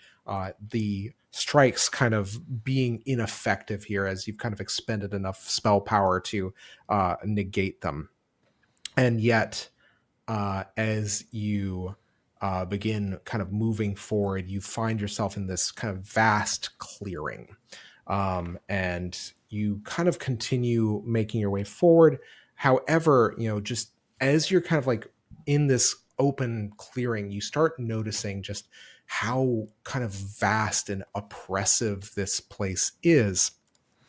And as you are kind of moving forward, and not only that, but how kind of rapidly vegetation is growing, you start, as you kind of like begin moving, you feel like your feet squishing, your boots squishing with something kind of organic squelching under the heels.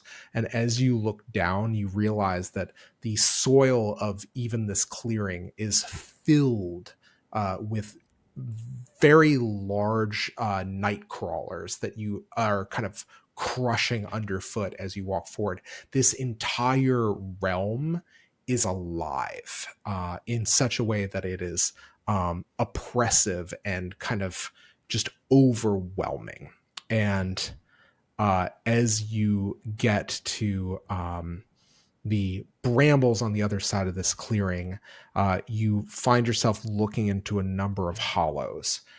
They're kind of branching off in different directions. And once again, these brambles are kind of moving at a rapid clip. But in one particular hollow, the multiphasic compass kind of leads you.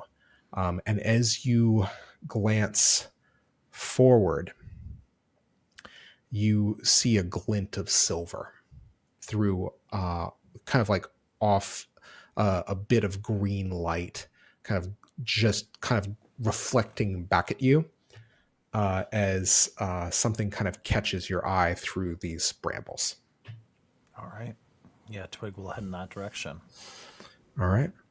Once again, you kind of have to step through, and at this point, you're kind of like using the armor to shear through the vines and the brambles. And you notice something glinting back at you on the ground. It is a massive gun. Oh, God damn it.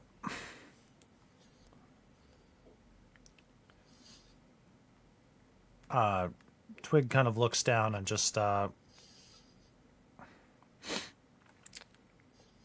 that look like a mother gun to you? And at which point Fortinbras, Ooh, yeah, that's something powerful. That's something made out of demons, my friend.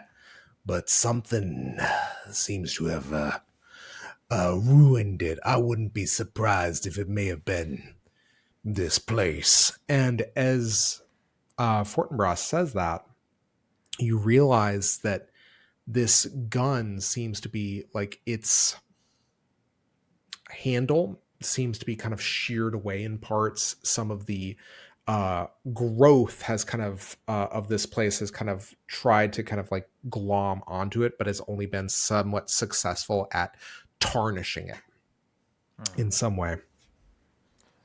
What do you do? How big is it? You know the Samaritan and Hellboy? Yeah. Yeah, it's a massive. I It's thought like you said Hello Boy for a second. I was Yeah. like, wait, what's that? No, yeah, the Samaritan, yeah. it is a massive cannon. Looks like it should be wielded by somebody that's 8 feet tall.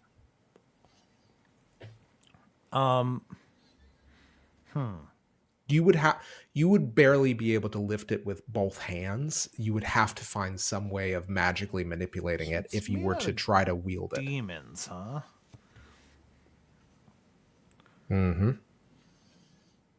Yeah, I say Zach says and Fortinbras says, "Oh yeah, that thing is." And like as he says, it says, "Oh yeah."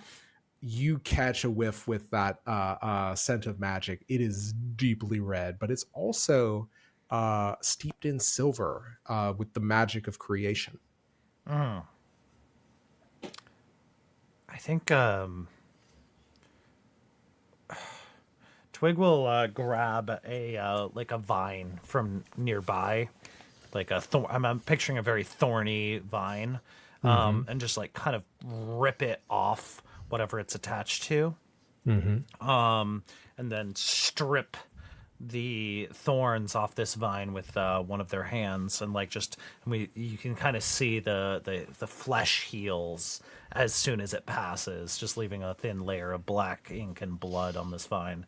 And we'll kind of fashion a tie it around this gun, and loop it over their shoulder, just kind of carrying it like a messenger bag. That's, a giant demon gun messenger bag, but still. And as you touch it with the vine and loop it, an image flickering shimmers into your vision. And you see a faceless figure in a long, kind of dark khaki jacket and a kind of very elaborate looking kind of hat or fedora, kind of pulled low, and you recognize the figure that shot you the first night that you were introduced to the actuality. I've only got a short span here.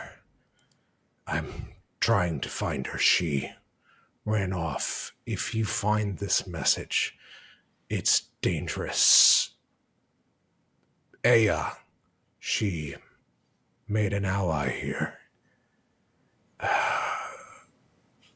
One of terrible power. If you receive this, know that I am looking for one Twig, an ally of mine. Seek them back in Satyrine or elsewhere in the actuality. Bring them here, but do not let them come alone. They will need all the help they can get.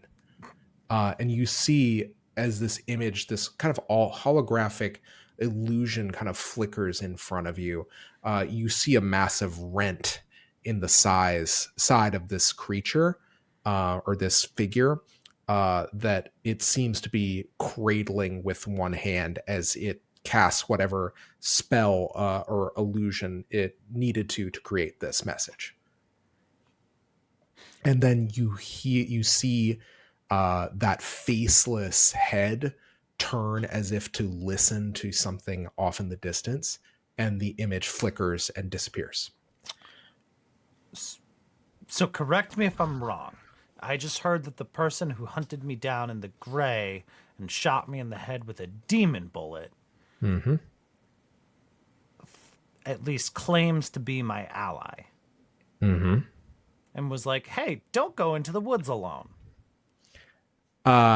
At which point you just say, you hear Okras's voice in your head says, "Okay, now we really need to talk." And for lack of time, that is where we're going to call the episode.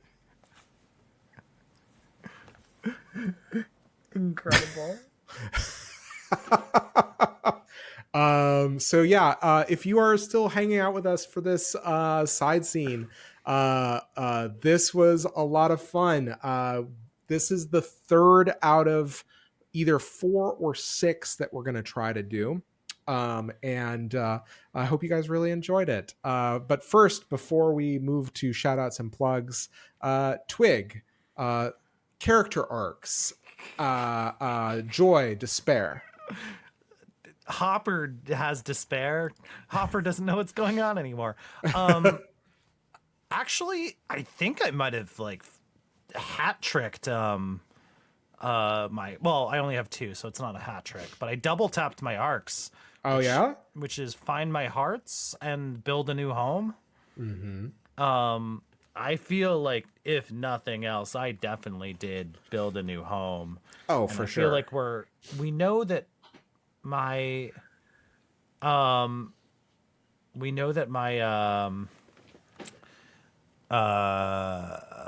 my brain just shut down. We know that you know that your heart is somewhere in this It's direction. somewhere in the green. Thank you. Yeah. Sorry, I got a Discord notification that was very distracting. And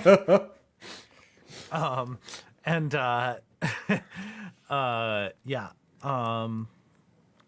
Yeah, so I'm assuming that this was a step in the direction of that. I could be wrong. That's up to you. But build a new home, definitely. I would tend to agree here. I will say it's the first of a couple of steps. So let's go ahead and say 3 acumen for tapping those arcs. But yeah, so and joy or despair for Twig. Joy. Okay, excellent. Seeing Fix Up in the Garden was just too much, too good. Excellent. Like I love even it. whatever the fuck is going on here is whatever. that was something pure. Love it.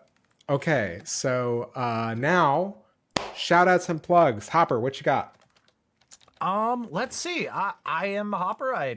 Will continue to be Hopper probably. Regrettably, sorry. And you can find me here on Manapod Studios on Flights of Fandom and as well as the Hole in the World. You can also find me on Streets of Gotham, our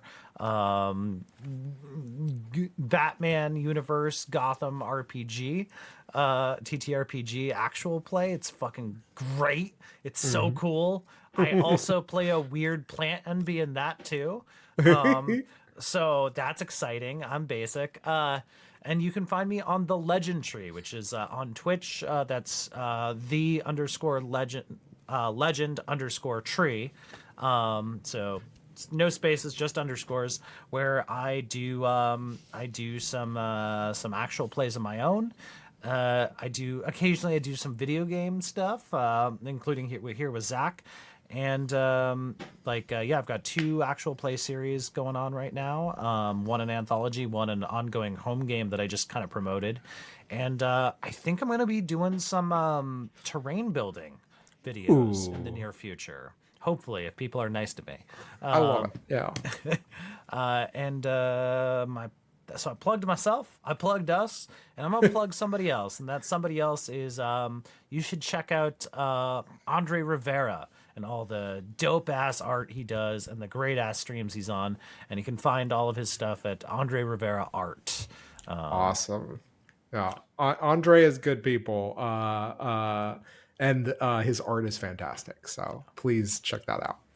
I am also going to chime in and just say, check out Angel Citadel if you haven't already. They recently, probably by the time this recorded or airs rather, they have recently wrapped up their own Invisible Sun actual play, The Soul's Direction, and you need to check that out on YouTube if you want more Invisible Sun goodness. As for me, you can find me everywhere on the internet as Great Zamino. So you can find me at Blue Sky and Threads on there. I may use one more than the other, or even like Mastodon. I don't really know how social media works in a post Twitter world, so let's find out together. And in the meantime, check out Encounter Party's D&D official D&D show on the D&D Adventures channel on Freevee. Not like they need the promotion, but what the hell, we're going to throw them that anyway because they're great. So yeah, guys, check this out. I hope you really enjoy it. One thing to note is hopefully this will air sometime in 2024 in the next couple of months. I am getting married in probably imminently by the time this airs. So I and the others have been on a long hiatus, but we are working to get part 3 of The Hole in the World to you. So we're really looking forward to that, and it's going to be hopefully worth the wait. So in the meantime, take care of yourselves, take care of each other, be good to the ones you love, and most importantly, may the invisible sun shine on you all. Thank you, and good night.